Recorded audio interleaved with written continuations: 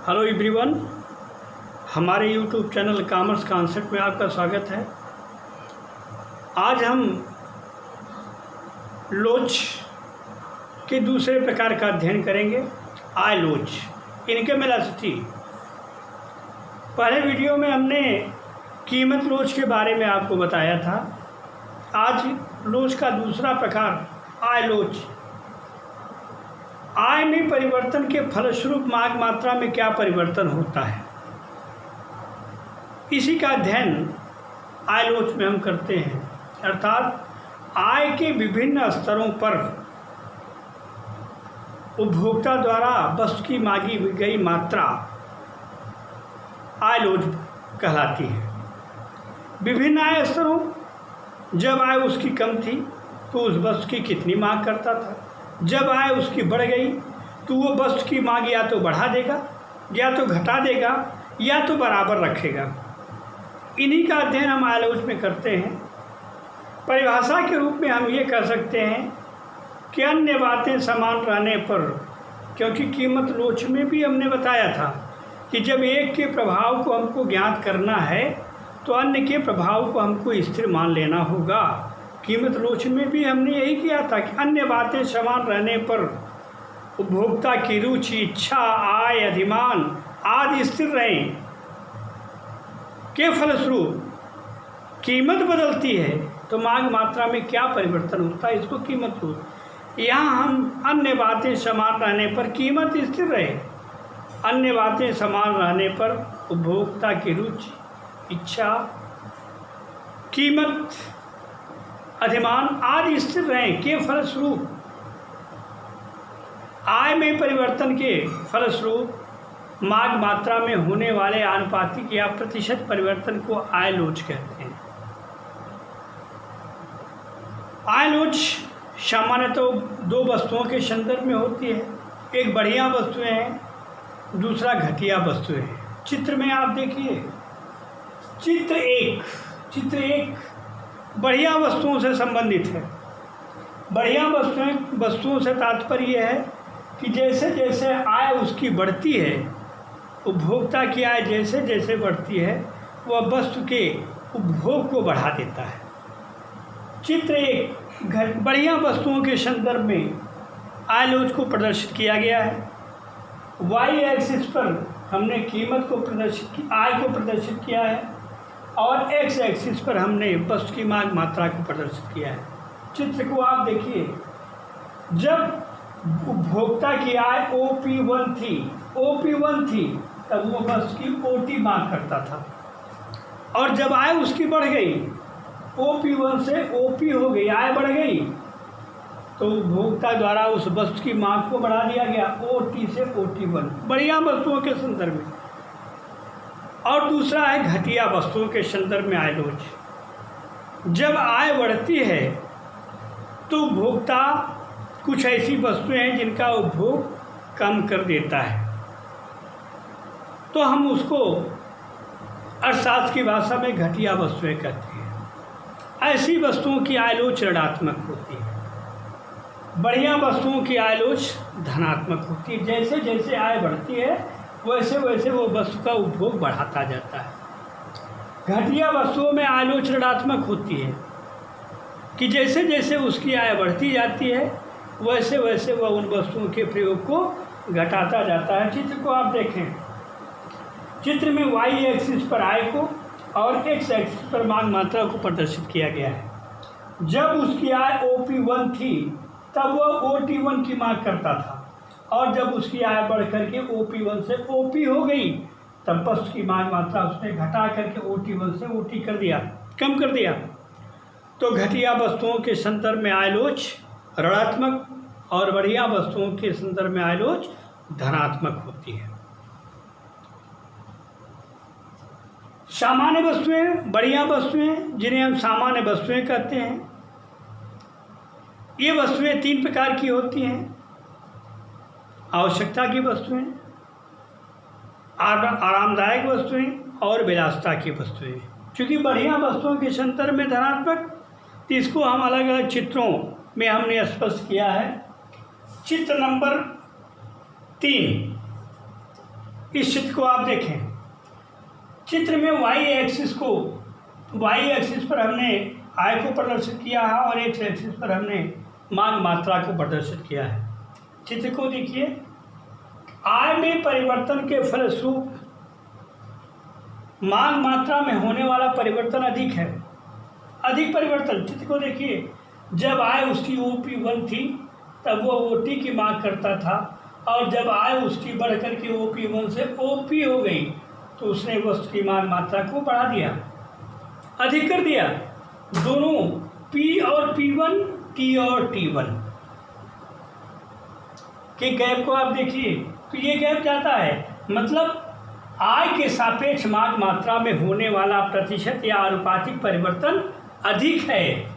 अगर यहाँ 5% का परिवर्तन, आय में 5% का परिवर्तन हो रहा है तो मांग मात्रा में होने वाला परिवर्तन 5 से अधिक है।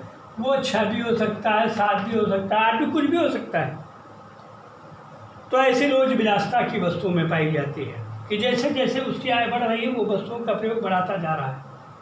अगली स्थिति है चित्र नंबर 4। चित्र नंबर 4 को देखिए, आय में परिवर्तन के सापेक्ष मांग मात्रा में होने वाला आनुपातिक परिवर्तन कम है, कम परिवर्तन हो रहा है। OP और OP1 का जो परिवर्तन है उसके फलस्वरूप OT और OT1 का परिवर्तन कम है, इकाई से कम। अर्थात उपभोक्ता की आय में परिवर्तन प्रतिशत परिवर्तन के फलस्वरूप मांग मात्रा में होने वाला प्रतिशत या आनुपातिक परिवर्तन कम है। इसको इकाई से कम आय की लोच कहेंगे। इकाई से कम, कम का परिवर्तन, यह आवश्यक वस्तुओं के संदर्भ में है। अगला चित्र है इकाई के बराबर। इकाई के बराबर आय लोच, अर्थात आय में जितना परिवर्तन हो रहा है, जितने प्रतिशत का परिवर्तन हो रहा है, मांग में ठीक बिल्कुल उसी अनुपात में परिवर्तन हो रहा है। चित्र 1 को आप देखिए, चित्र 1 जिसको हम इकाई के बराबर आय की लोच कहेंगे। चित्र में अगर आय 5% बढ़ रही है तो मांग भी 5% बढ़ रही है, बराबर का परिवर्तन है। जब वाई एक्सिस पर हमने आय को, एक्स एक्सिस पर हमने मांग मात्रा को प्रदर्शित किया है, जब आय OP1 थी तब वह OT की मांग करता था, और जब आय उसकी OP1 से OP हो गई तब उसने वस्तु की मांग मात्रा को बढ़ा करके OT से OT1 कर दिया। दोनों की गैप को देखिए, बराबर का बराबर है, OP और OP1, OT और OT1। अर्थात यदि कीमत में 5% का परिवर्तन हो रहा है तो मांग मात्रा में भी 5% की वृद्धि हो रही है। तो सामान्य वस्तुएं 3 प्रकार की: आवश्यकता की वस्तुएं, विलासिता की वस्तुएं और आरामदायक वस्तुएं। ये अनिवार्य वस्तुओं का चित्र है। अनिवार्य जो बहुत नेसेसरी है उसको आप स्टोर करेंगे नहीं, जितना जरूरत उतना। अनिवार्य वस्तुओं के संदर्भ में आय लोच 0 होती है। आय बढ़ी, मांग में कोई परिवर्तन नहीं हुआ, आय घटी, मांग में कोई परिवर्तन नहीं हुआ, जितना जरूरत है उतना ही रखना है। तो अनिवार्य वस्तुओं के संदर्भ में आय लोच 0। आवश्यकता की वस्तुओं में आय लोच इकाई से कम, विलासिता की वस्तुओं में आय लोच इकाई से अधिक, और आरामदायक वस्तुओं के संदर्भ में आय लोच इकाई के बराबर। घटिया वस्तुओं की आय लोच ऋणात्मक, बढ़िया वस्तुओं की आय लोच धनात्मक। इसको हम फार्मूले में भी निकाल सकते हैं। आय लोच को EY से प्रदर्शित करते हैं या EI से प्रदर्शित करते हैं। EY और EI आय लोच, जो फार्मूला आपने कीमत लोच में देखा था बिल्कुल वही फार्मूला यहाँ है, केवल थोड़ा सा अंतर है, उसको हम बता देते हैं, ध्यान में आप रखिए। कीमत लोच में आपने देखा था, मिटा देते हैं। EP प्राइस इलास्टिसिटी में आपने क्या देखा था? Change in Q upon change in P multiply P upon Q, यही फार्मूला था। अब यहाँ आपको क्या करना है, आई लोड ज्ञात करने के लिए ई पी को हटा करके ई वाई कर दीजिए, इनकम वेलोसिटी, और change in Q upon change in P, P price की जगह वाई को रख दीजिए, और यहाँ पी है, पी की जगह वाई को रख दीजिए। तो ई वाई और ई आई इनकम वेलोसिटी बराबर change in Q upon change in Y multiply Y upon Q. किसी भी सवाल को आप ले लीजिए, इसी फार्मूले पर लगा लीजिए।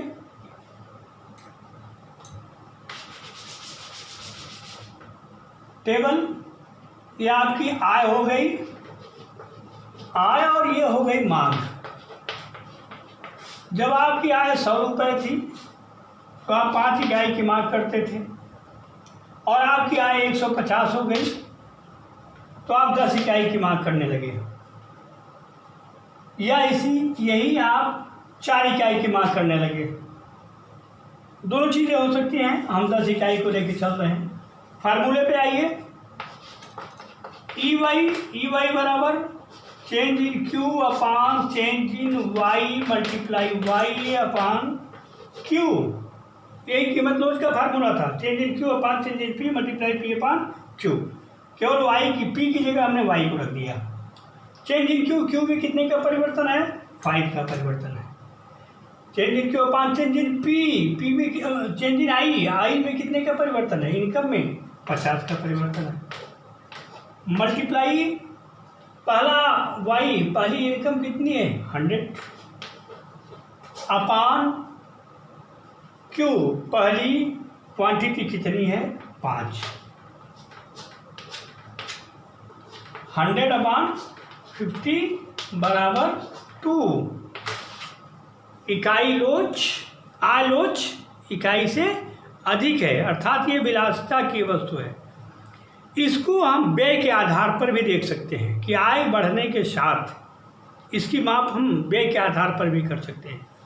आय बढ़ने के साथ आय में जो परिवर्तन हो रहा है, अगर बराबर का परिवर्तन व्यय में भी हो रहा है तो आय लोच इकाई के बराबर।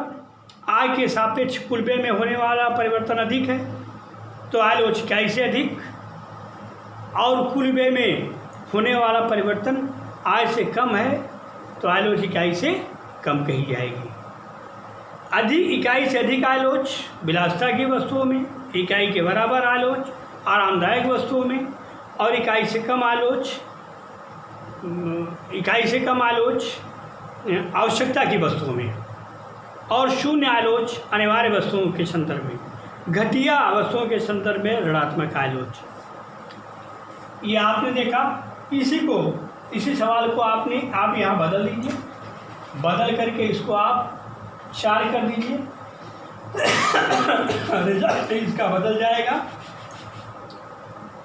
चेंज इन क्यू, क्यू में कितने का परिवर्तन 1, आय में कितने का परिवर्तन 50, मल्टीप्लाई पहली आय 100 अपान पहला क्यू 5 बराबर हो जाएगा 100 अपान 250, ये हो गया, ये हो जाएगा 0.4 उत्तर आएगा जब आपने इसको 4 कर दिया। तो अर्थात आय लोच कैसी है, इकाई से कम है, अर्थात आय बढ़ने के साथ वस्तु की मांग मात्रा में उस अनुपात में नहीं हो रही है, वृद्धि हो रही है जिस अनुपात में आय बढ़ रही है। इसका एक फार्मूला और है, दूसरा फार्मूला है ई वाई आर ई आई बराबर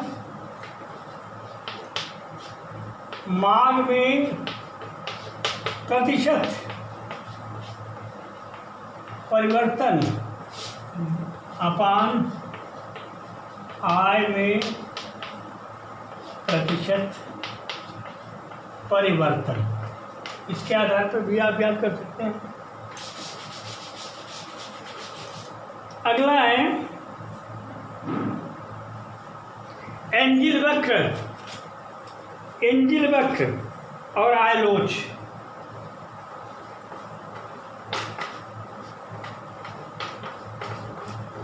एंजिल वक्र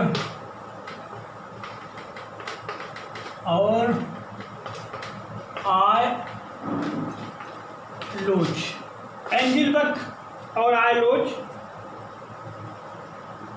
एंजिल वक्र एक वस्तु की मांगी गई मात्रा तथा उपभोक्ता की आय के स्तरों में परिवर्तन के संबंधों को बताता है। एंजिल वक्र के आधार पर हम लोच की जो श्रेणियाँ हमने अभी बताया, लोच के जो आय लोच के जो प्रकार बताया, उसको हम इस चित्र के माध्यम से देख सकते हैं। आय और मांग मात्रा में परिवर्तन के संबंधों को एंजिल वक्र बताता है। ये बीकॉम फर्स्ट ईयर के लिए ऑब्जेक्टिव का सवाल है। आज के वीडियो में बस इतना ही। वीडियो अच्छा लगा तो शेयर करिए, लाइक करिए। कहीं से फिगर में कहीं से कोई प्रॉब्लम अगर आपको आती है फिगर में या फार्मूले में, या आपको कहीं आंसर नहीं निकल पाता है, तो आप कमेंट बॉक्स में जा कर के आप अपने प्रश्न को पूछिए, हम उत्तर देने का प्रयास करेंगे। आगे की वीडियो में क्रॉस इलास्टिक को हम लेके आएंगे, आड़ी या तिरछी लोच। धन्यवाद।